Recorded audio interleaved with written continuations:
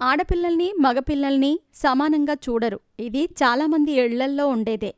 తన ఇంట్లో కూడా ఇదే వివక్ష చూపించారంటోంది బుల్లితెర యాంకర్ విష్ణుప్రియ. తాజాగా ఆమె సోషల్ మీడియాలో తను బాధపడ్డ క్షణాలను గుర్తు చేసుకుంది. నేను ఎప్పుడో నా సంతోషకర క్షణాలనే మీతో పంచుకున్నాను.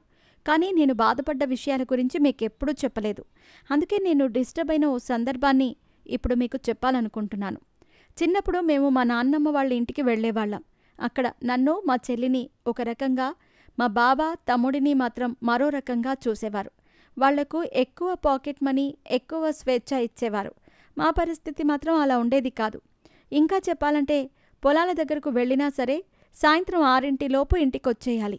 అబ్బాయిలకైతే మాత్రం వాళ్లకు నచ్చినంతసేపు బయట తిరగొచ్చు, ఎండలో కూడా ఆడుకోవచ్చు.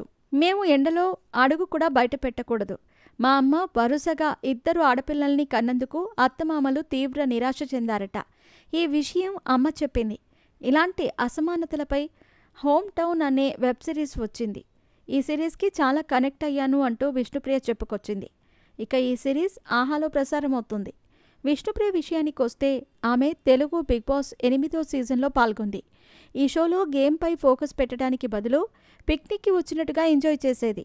కాకపోతే తన మనసులో ఏదీ దాచుకోకుండా మాట్లాడటం, అమాయకత్వంతో అభిమానులను ఆకర్షించింది. అలా ఆ సీజన్లో ఫైనల్స్కు అడుగు దూరంలో ఆగిపోయింది. ఫినాలేకు ముందు వారమే ఎలిమినేట్ అయిపోయింది.